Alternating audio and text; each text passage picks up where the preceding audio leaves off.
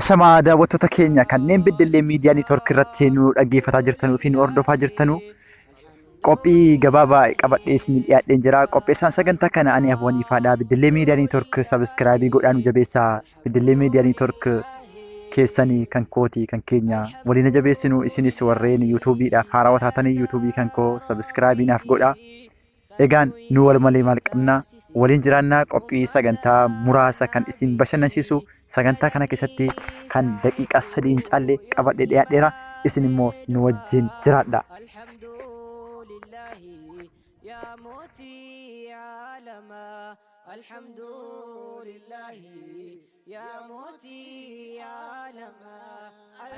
Egaan hiriyoottan koo keessattuu kan dhiiraatii fi kan shamaraa kanneen rabbiif jecha wal jaallannu marti keessanuu kanneen viidiyoo kan koo daawwatuudhaaf fi share like naaf gochuu na jajjabeessaa jirtanuu hedduun isin jaaladha kabajaan isiniif qabaa yeroo hunda onnee koo keessa jirtanii isinis jabaadhaa wal jabeessinuu wal jabeessinaa duratti deemnaa hin tarkaanfannaa gaara silaa baamu wal qabanneetu baanaa hallayyaa silaa bu'amus wal qabanneetoo keessaa baanan isiniin jedha.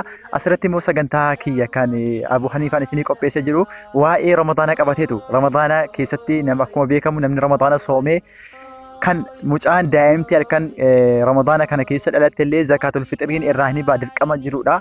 Asirratti kolfa wayiitu jira yookaan mudannoo wayiitu jira. Mudannoon kun egaa bifa quraanaatiin wal qabatee dhufa. Ani immoo isiniin himaa.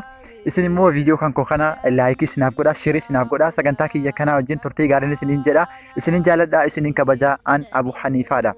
Egaan obboleewwan kiyyaa fi kan dhiiraa, kan dhalaa, kan shamaraa, kan hiriyaa naaf taatanu, kan ilmoo naaf taatanuu fi kan immoo hedduu walitti siqannu sagantaa kana keessatti gabaabseen isiniif dhiyeessa. Innis maali yoo jettani Ramadaana akkuma beekamu eega soomamee booda zakaatul fixiriitu ba'a. Zakaa fixrii eega baastee booda immoo akkuma beekamu naannoo biyya keenyaatti masjidatti geeffama. Masjidatti geeffamee imaama masjidaatti kennama. Imaamni masjidaa immoo mu'azzinatti kennee akka waardiyyaa ta'e eegu isa ajaja. Akkasuma egaa imaama fi mu'azzina gidduutti waan ta'edha. Wanti kun taateen kun imaamti masjidaa zakaatul fixrii uummatarraa guuree masjida kaa'ee mu'azzinaan eegi waardiyyaa ta'e jedheen.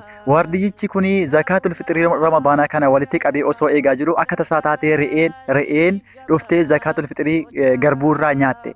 Imaamti mu'azzinni masjidaa kunis aaree akkamitti zakaatul fixrii uummata musliimaa re'een nyaatte jedhee dhagaadhaan fuudhee rukute.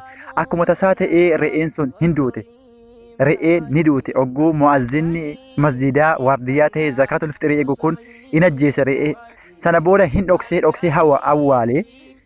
Egasii imaamti masjidaa salaataaf dhufee masjida seene. Duratti immoo imaamti mu'azzinni kun ogguu imaamni qur'aana irraa badu hin sirreessaaf ture. Akkasitti suuratul kuwwirtiin qara'aa ture imaamti masjidaa sheekticha jechuudha. Maal jedhee bi'ayyi zambiin qutilat jedhee quraanni irkaa bade. Quraanni inni itti aanu irkaa bade bi'ayyi zambiin qutilat inuma jedha. Eentu imaamti masjidaa. Mu'azzinni kun immoo imaamni wayi re'ee sana na gaafatu jira laataa jedhee garaa isaatti qabatee jira. Ammas imaamti si'a sadi bi'ayyi zambiin qutilat ni jedha.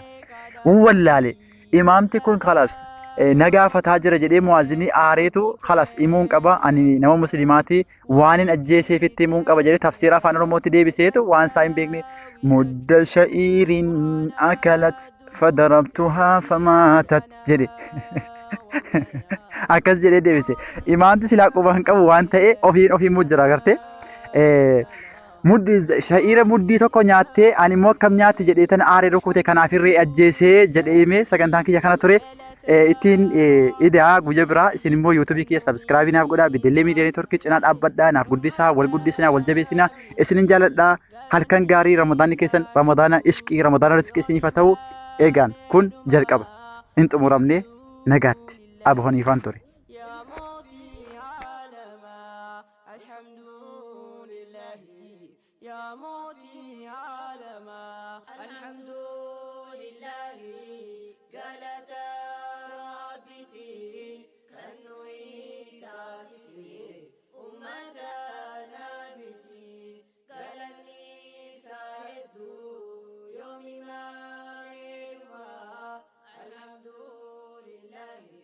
Ya